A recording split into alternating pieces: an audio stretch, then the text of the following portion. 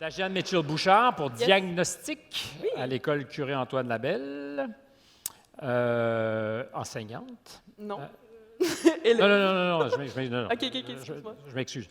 C'est encore une fois mes petites notes à l'école. Donc, l'idée de faire en sorte, on parlera de l'enseignante tout à l'heure, l'idée de faire en sorte qu'en pandémie, on puisse continuer, quand on aime la création, à être exposé aux produits de création des autres, mais aussi présenter les siens de produits aux autres. Pas simple, parce qu'on n'avait pas le droit d'aller au musée, on n'avait pas le droit de se déplacer tellement.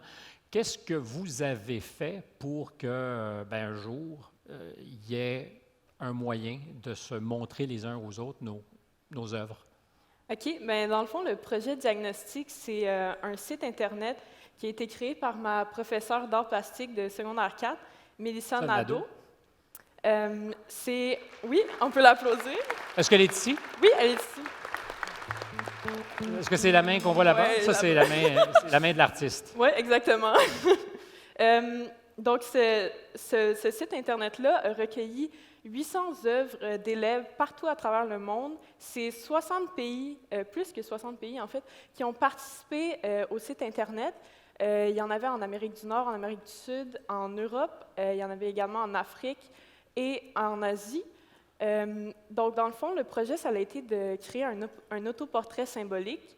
Donc, un autoportrait, j'imagine que tout le monde ici le sait, c'est une image de soi à la base. Je veux dire, c'est pas un selfie, un autoportrait? Non.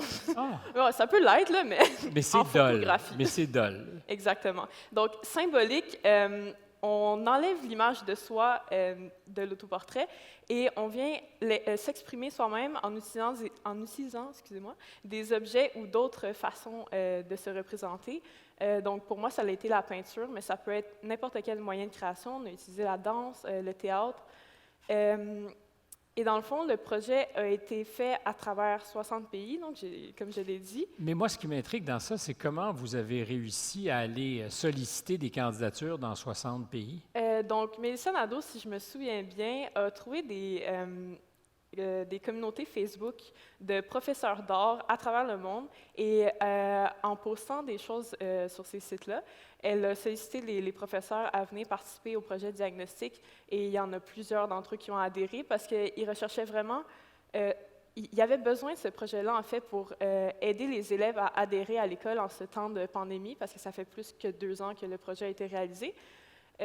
Parce Donc, que vous sentiez qu'il y avait une démobilisation. Oui, exactement. Les élèves décrochaient, les élèves étaient moins intéressés à l'école. Et ça, de faire de l'art et de se représenter à travers l'art, ça n'a pas besoin d'être super beau. C'est vraiment le côté expressif de l'art qui a été mis en valeur dans ce projet-là. Ça a mobilisé les professeurs à donner ce projet-là à leurs étudiants, dans le fond. Est-ce qu'à ce moment-là, quand vous réussissez l'opération et que vous êtes en mesure de comparer les 800 œuvres, parce que vous êtes 800 à participer, il y a comme un moment où vous dites « Hey, il y a de l'espoir, on va y arriver ». Oui, exactement.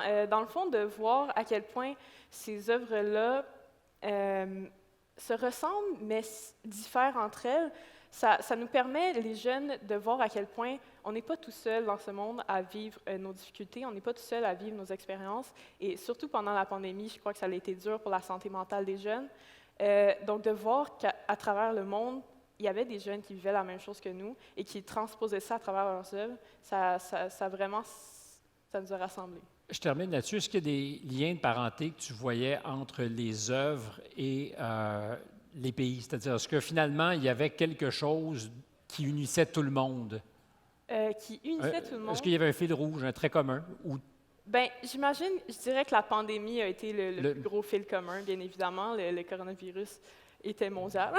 Oui, puis Donc, on exprimait tous, j'imagine, un peu notre désarroi.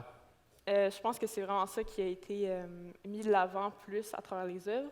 Mais sinon, ça a été vraiment intéressant de voir les différences culturelles entre les pays et comment ça se transposait à travers l'art. Bravo, Dagiane. Merci Stéphane.